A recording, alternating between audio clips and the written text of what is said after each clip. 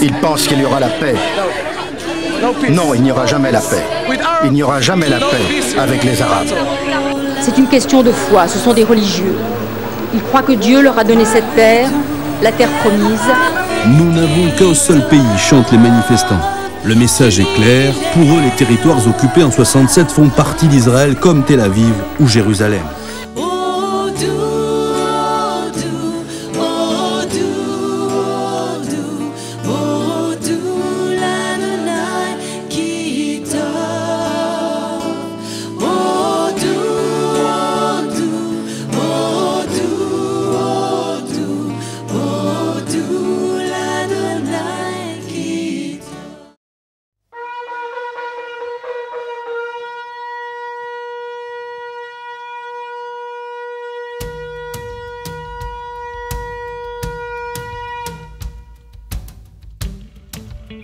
Depuis l'aube de son histoire, Jérusalem a été conquise et reconquise 40 fois.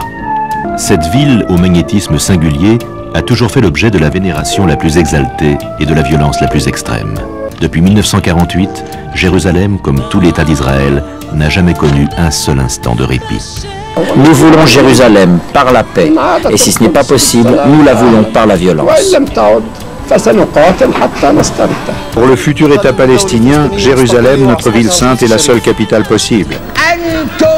C'est vous, oui, c'est vous qui allez faire le premier pas vers Jérusalem, grâce à votre détermination, votre implication et votre mobilisation. Cite aujourd'hui Gaza, demain Jérusalem, si Dieu le veut. هي عاصمة دولة فلسطين شاء من شاء وأبى من أبى واللي مش عاجبه يشرب من بحر الأسود.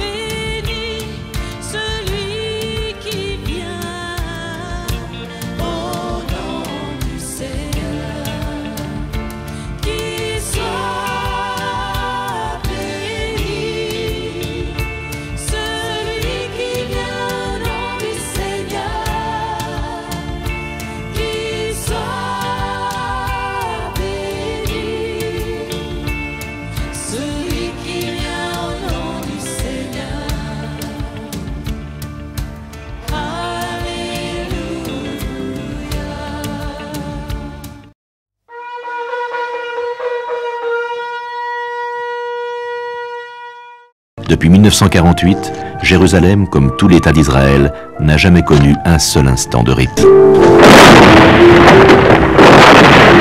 Cette année-là, il combattait les légionnaires arabes pour la conquête du quartier juif de la vieille ville de Jérusalem.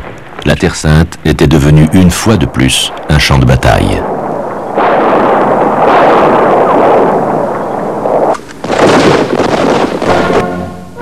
Pendant ce temps, le monde a le regard fixé sur le musée de Tel Aviv.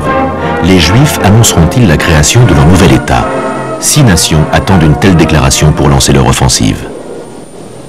Voici David Ben Gourion. Oui, aujourd'hui l'État d'Israël sera proclamé. Un rêve de 2000 ans se réalise enfin. Aujourd'hui l'État d'Israël est né. David Ben Gourion lit la déclaration d'indépendance au peuple juif. Nous proclamons l'établissement d'un État juif en Palestine qui se nommera Médina Israël, l'État d'Israël.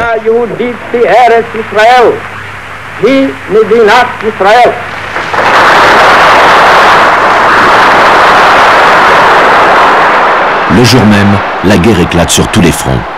Tel Aviv est bombardée.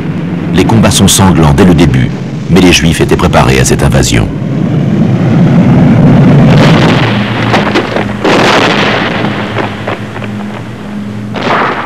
Cette guerre qui au départ passe presque inaperçue va créer un problème qui conditionnera la situation au Moyen-Orient pour les décennies à venir. Les réfugiés à la fois arabes et juifs. Les Arabes quittent leur maison sous les ordres de leur chef pour faciliter l'invasion. Quand les Arabes auront gagné la guerre, leur dit-on, ils pourront retourner dans leur village et partager le butin de la victoire. Pendant ce temps, les réfugiés juifs fuyant leur quartier tombé aux mains de l'ennemi sont déplacés dans les secteurs de Jérusalem contrôlés par les Juifs. Dans les implantations lointaines et isolées, une guerre impitoyable oppose les forces juives démunies aussi bien en hommes qu'en armes à l'imposante puissance de feu des Arabes trop confiants. Mais les Juifs disposent d'un avantage sur les Arabes. En mars 1949, l'Égypte et Israël signent un cessez-le-feu. Israël a gagné la guerre d'indépendance. Le président égyptien Nasser prend des mesures dramatiques qui conduiront à la reprise des hostilités.